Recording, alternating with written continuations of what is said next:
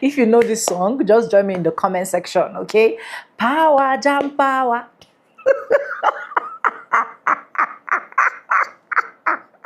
I know you will not know this song, guys. I know. But honestly, when you think you have that power, there is another power that is as high as there's another power that is higher than the one that you have. Because let it make sense to me that the Honorable Majesty, Your Royal Highness, King Charles III, and his wife Camilla visited. And this is what the orange man did to him. And then the orange man think after doing that to him, King Charles was just going to sit down, just make the speech that will literally please him. This man turned the file upside down. Right? He gave him farfo and surprise of his life that even J.D. Vance have to stand up with shame to cheer. Welcome to the channel. My name is Sonia. Subscribe, like, comment, and share. Credits belong to the original creators of every single clips and stitches we have in our today's episode. And I want to say a very big thank you to every single one of you liking, commenting, sharing, dropping super thanks, and also joining my membership. I do not take you guys for granted. You guys are absolutely the best. I'm going to go ahead and roll out the clip from the beginning where it started and then to the ending where he's going. So, yay! Let's go, guys. Donald Trump dissed the king and queen today. There's a video going around. I want you to watch it because I didn't fully realize how bad it was. Okay, watch carefully. She's shaking hands. Watch Trump cut her off. Watch her now try to continue. Now look at the king. Once, twice. He tries shaking hands. Neither of them can shake hands anymore. I want to show you this again. Okay, watch him cut off her, but then look at the king really quick, right? He cuts her off. The king now is going to come in twice. 1, 2, Trump cuts him off, the king gives up. Camilla just stands there not knowing what to do. I mean, what a look at him, they're both, the king's turning around going, what do I do? And then Trump, oh, come this way. Just incredibly, unbelievably rude. Trump also said today, I'm jealous of his speech. The Democrats stood up for him in Congress. They never stand up for me. You know Donald Trump. He is jealous of the speech. Trump means it when he says this, guys. Please share and follow, and Jesus Christ, this guy. Charles, who I had no idea you were this funny, to crown paint you in such like a very different light. He said, I noticed that you're doing some redecorating after coming to the castle. And let me remind you that we tried to redecorate your White House, listening to when they tried to burn the White House down in 1814. It's in the past. We all have to move forward. We have. King Charles is a G. He noticed you came to my castles and you trying to make this White House a castle. He clocked him. Trump made this announcement. Wow, King Charles got all of Congress to stand up and clap for him. Democrats, I could never do that. Does he know how much we don't like him? Because crazy people don't know they're crazy. We don't think he's qualified at all for this job. In the medical field, do you know people who are crazy don't know that they're crazy? If you question that you're crazy, you're okay. Not to mention, Charles also knows the stuff in the Epstein files because he got rid of his brother. Well, Epstein of it all. King Charles knows what's in those Epstein files. Let's think about this. Let's think about it. King Charles absolutely knows. And he probably looks at Trump and is like, you're just as my brother, right? Low-key jealous of the king. Trump will never get that much love from all of the American people. Charles is hilarious. If I may say so, it is a particular pleasure to be back in this wonderful building, the heart of your democracy. On this occasion, I cannot help noticing the readjustments to the East Wing, Mr. President. Following your visit to Windsor Castle last year. And I'm sorry to say that we British, of course, made our own small attempt at real estate redevelopment of the White House in 1814. The crown did him dirty. Remember back in the day, we used to say, you're a biter? Stop biting off me. He's pretty much saying, stop biting off me without saying, stop biting off me. Comment below if you know what I'm talking about. We had our own goes back in the day. These kids right now will never know what we're talking about. If he's really this funny, and then I'm sitting here thinking, like, The Harry and Meghan of it all. Imagine living in the United States and being like, my dad's coming to visit. I wonder if he's going to come visit the grandkids. That's his dad. I forget, like, his dad is coming to town. And then I wonder if he was going to go visit Harry and Meghan, or Harry and Meghan were going to come visit their dad, grandpa, at the White House. That's a whole nother level. Like, I can't even imagine being semi-estranged from my father and then the whole country making a big deal that my dad was coming to my country. Like, the mess of it all, but I'm here for it. This is like reality, reality TV, but real. King Charles just walked into Congress and basically called out Donald Trump without ever even saying his name. Let me explain. Standing in front of lawmakers, military leaders, and Supreme Court justices, King Charles III brought up something very specific: NATO after 9/11. He reminded the room that for the first time in history, NATO invoked Article 5, not for Europe, but for the United States. That's the alliance Trump's repeatedly criticized. That's not random, that's a message. Then, Charles pivoted to Ukraine, praising their courageous people and calling for the same type of unity that we had after 9/11. Again, direct contrast to Trump and his ongoing hostility towards Ukraine and Zelensky. But here's where it really hit. Charles brings up the Magna Carta and reminds Congress that it established one simple idea: no one, not even the head of the state, is above the law. The room erupts. Democrats stand. Republicans mostly silent. He never said Trump's name, and he didn't even need to. And it didn't stop there. Charles warned about the environment and the collapse that's threatening national security. Another line that split the room politically. All of this is coming as tensions are rising between Trump and the UK's Prime Minister over military strategy in the Strait of Hormuz. So this wasn't just a speech. This was a global ally stepping into Congress and drawing a line. The real question is, will Trump hear it? Share your thoughts in the comments section. Follow me for more. Roots go even further back in history. The US Supreme Court Historical Society has calculated that Magna Carta is cited in at least 160 Supreme Court cases in 1789, not least as the foundation of the principle that executive power is subject to checks and balances.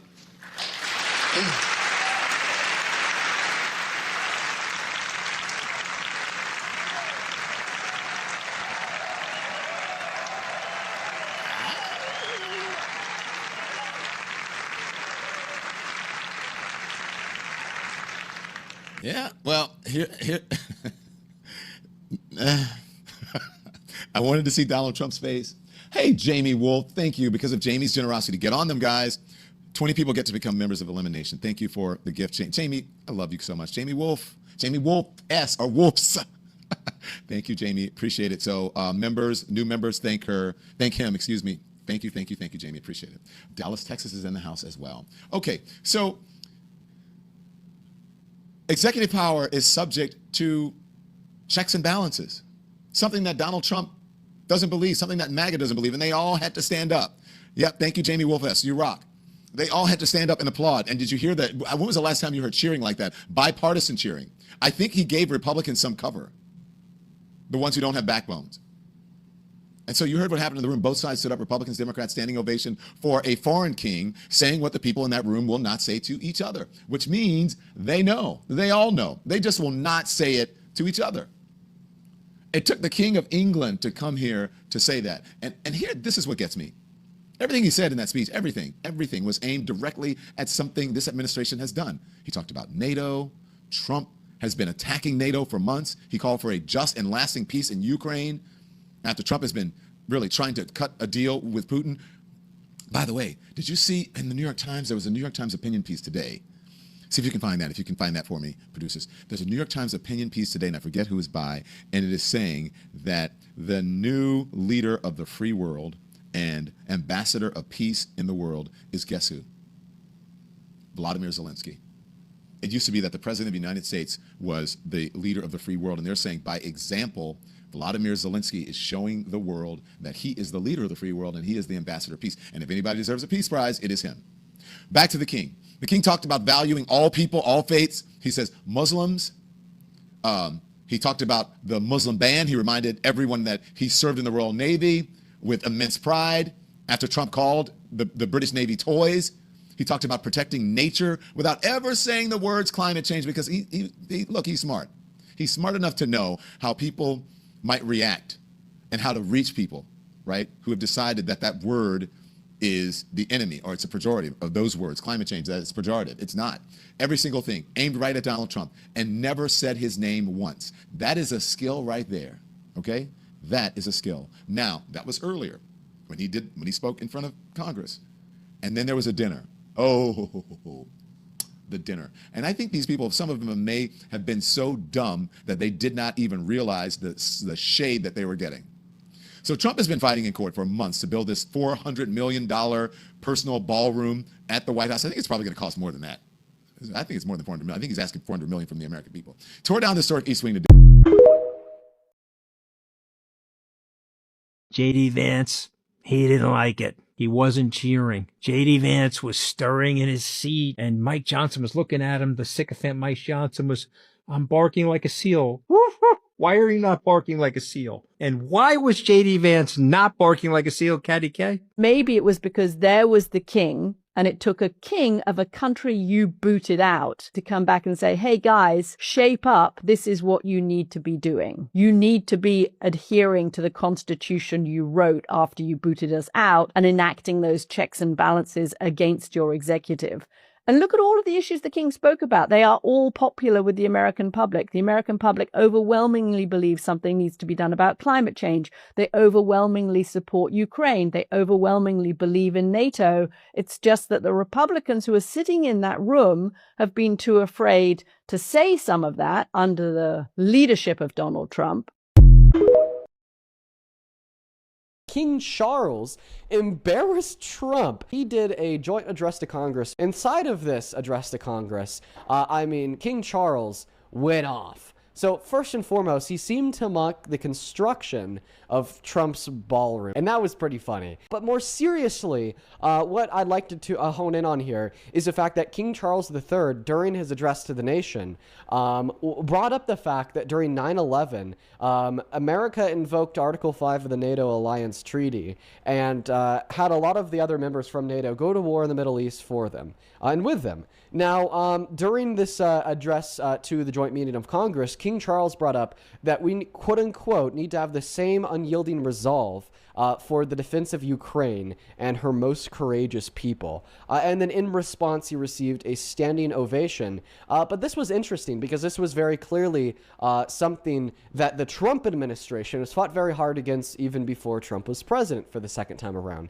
If you remember watching the debate between Trump and Kamala Harris, Donald Trump very staunchly and strongly disavowed further funding to Ukraine. That was one of his campaign promises. But in front of Congress, King Charles split away from that campaign movement by asking and requesting of every member in Congress to stand by Ukraine and their people. So seeing the king split away from Trump, I mean, in this joint address to Congress, when Trump is president, is quite telling. I watched the King of England, King Charles III, give a speech from the congressional chambers in the United States of America. And this speech was in celebration of the United States of America turning 250 years old this year. And his speech highlighted how inextricably linked the two countries are, being England and the United States of America. Of course, our country was founded out of the country of England, no taxation without representation. And our founding fathers went to separate from the superpower that was the great country of England at the time. So our histories are forever connected. But King Charles III wanted to focus on not only are our past connected, but our future needs to forever be connected, because not only will our countries thrive, but the entire world thrives when we are basically tight, when we're BFS forever. And it's so funny, if you went to a HBCU or you're familiar with Black Greek letter organizations, America's story is very similar to the Delta Sigma Theta Sorority Incorporated stories, how all their founders are AKAs.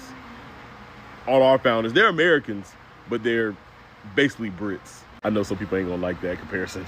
But listen to the speech. I know some people are gonna say that speech may have honored not only the United States of America, but the relationship that we've had with the United Kingdom and England. And it was funny because the king was he would go in and out of the relationship with England, the United Kingdom, Europe. But I think overall, it was about honing in on the relationship between the two countries, being England and the USA.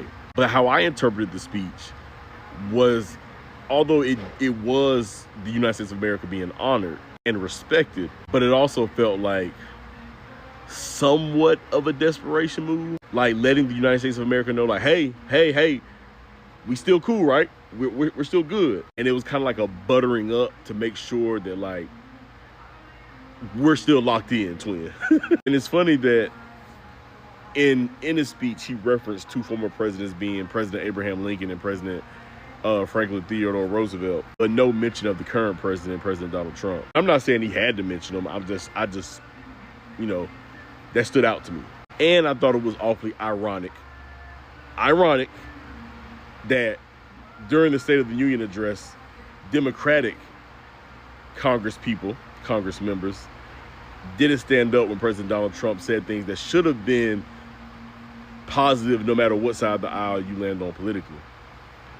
But when a real actual king is in our congressional chambers and says things that were positive and pretty neutral, everybody stood up. I just thought that was ironic. I know he's not the king of America. America still doesn't have kings. But I just thought that was, again, ironic and a little funny. Don't stand up for the President of the United States when he's talking about children and defending American citizens. Everybody stands up and claps for a king of England that we separated from in the origins of our country. But overall, it was a decent speech. It was 30 minutes long. And as an American, you can't help but feel some sort of pride being honored by the current king of England.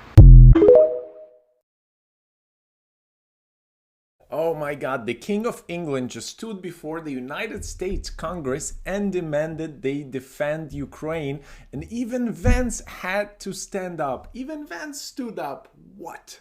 This is your Ukrainian friend, and this just happened. In the immediate aftermath of 9/11, when NATO invoked Article 5 for the first time, and the United Nations Security Council was united in the face of terror, we answered the call together, as our people have done so for more than a century, shoulder to shoulder, through 2 world wars, the Cold War, Afghanistan, and moments that have defined our shared security. Today, Mr. Speaker, that same unyielding resolve is needed for the defense of Ukraine and her most courageous people.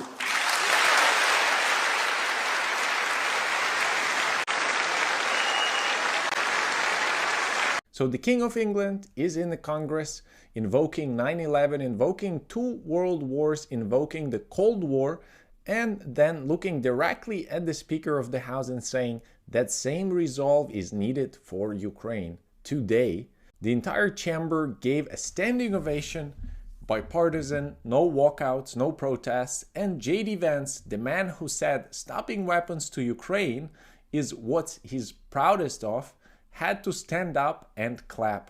I mean, I was shocked, to be honest. This is only the second time in history a British monarch has addressed the US Congress, and he used that moment for us. Thank you, Your Majesty. Share this everywhere. Follow me on YouTube and Substack. If you want to support me, check out my website, ukrainianfriend.com, where you can get a hat like this, or send a small donation through Venmo or PayPal to support independent reporting. Slava Ukraini!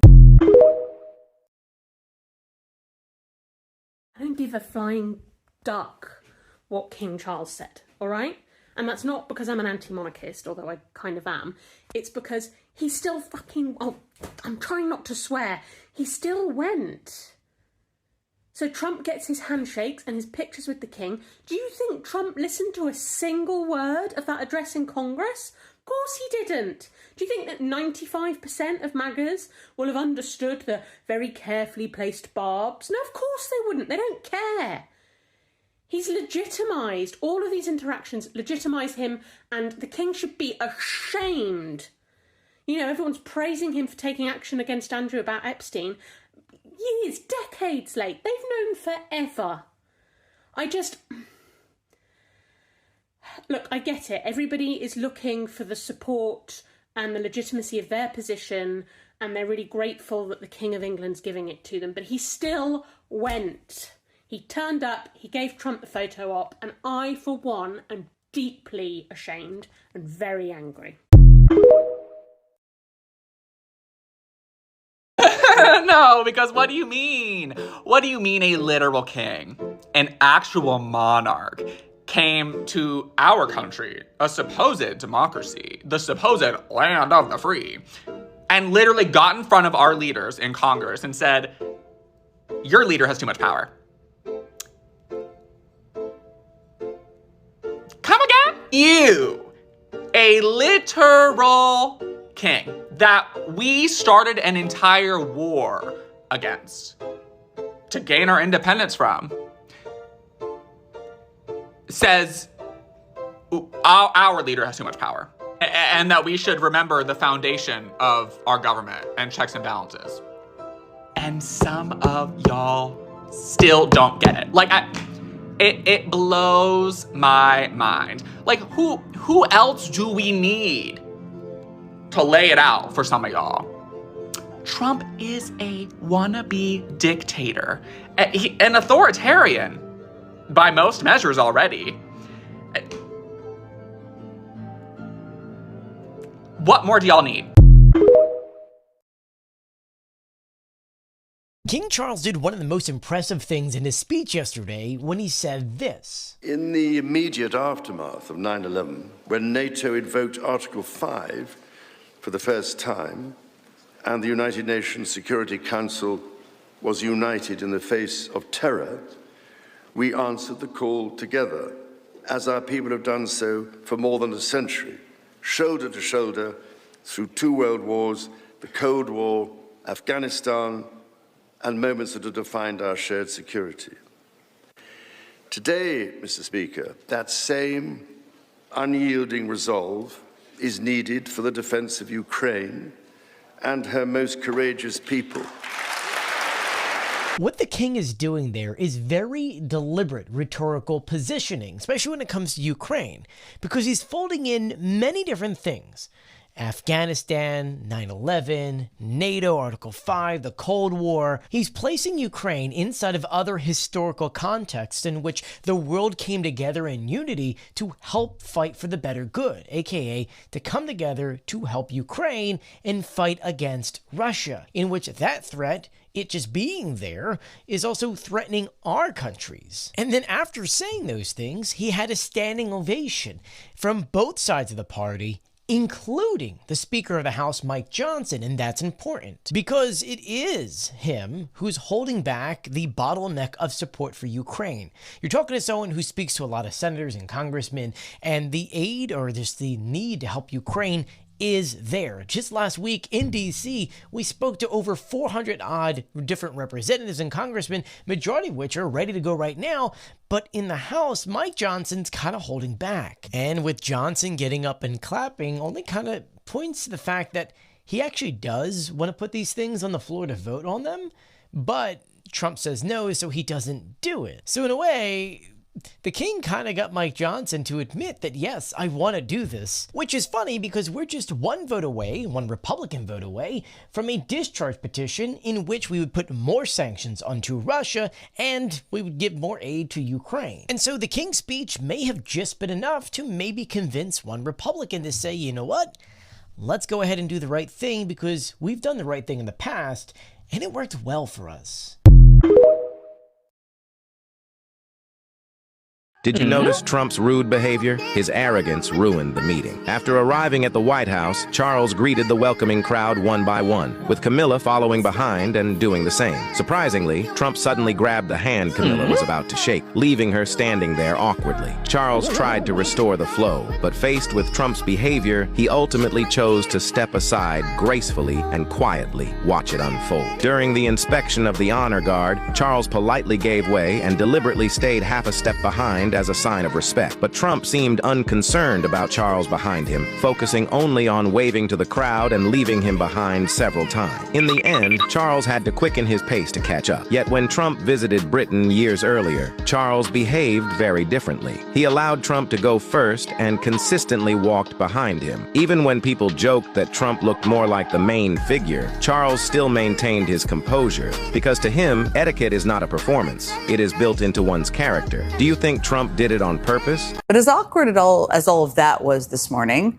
the really awkward moment came a few hours later when the literal King of England, typically a non-political, kind of boring speechmaker, used his speech to Congress in part to remind them of how democracy and executive power are supposed to work.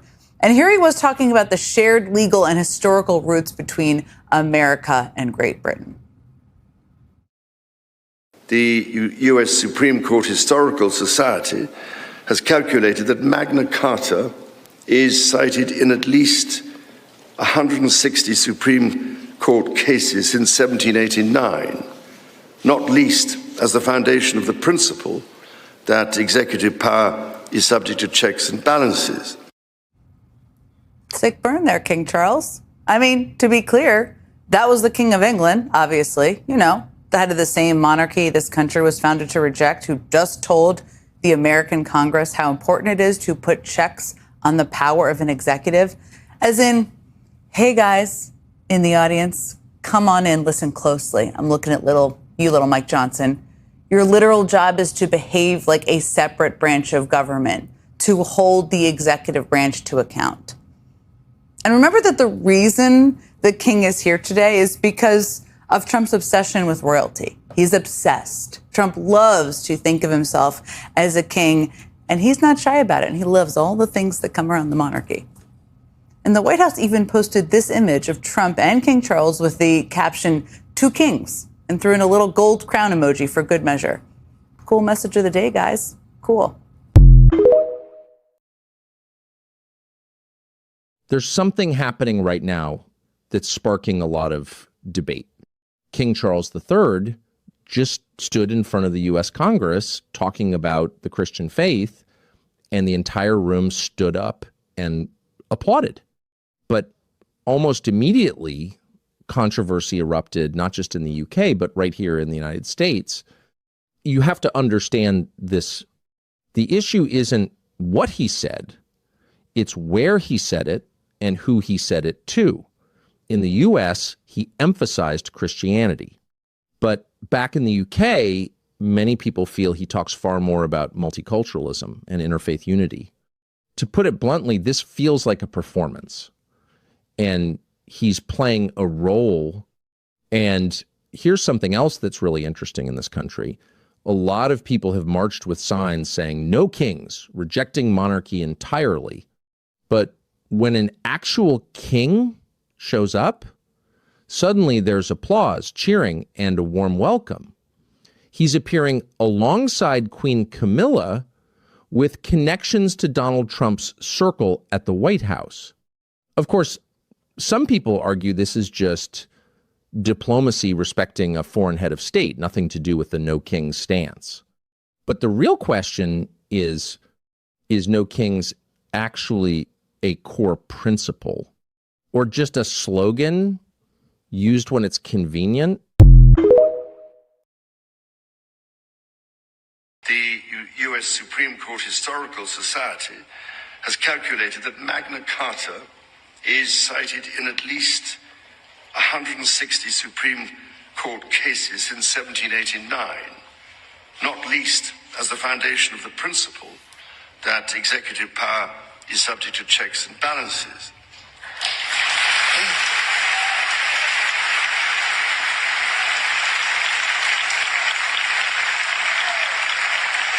King Charles got a standing ovation from Congress. Wonderful, Your Majesty, wonderful. We knew you could do it. What do you mean, why? Because he gave a classy speech. No one does classy like the Brits do it. That's right. And did you know his speech was so good? even told Trump to take a bow. Now you tell me, what other world leader gets a standing ovation like our very own King Charles said? What? You mean the baby-killing genocidal wanted war criminal Netanyahu got a minute-long standing ovation from Congress before he even opened his mouth? What's your point? What is your point exactly? Are you saying that the US Congress will clap for anything because they stand for nothing?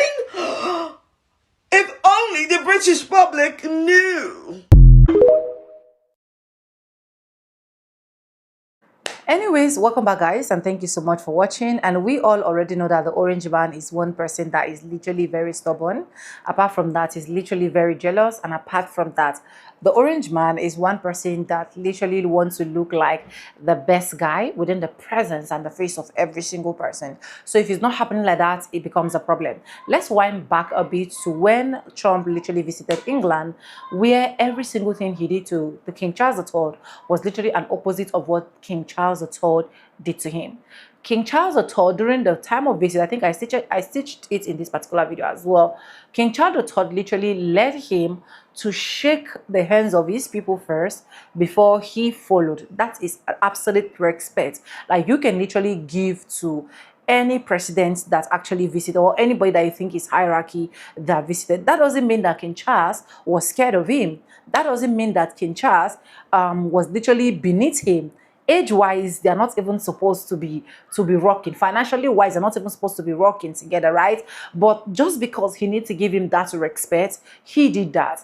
And even when he was supposed to lead Trump, he was leading Trump ahead of him and was also looking out for Trump.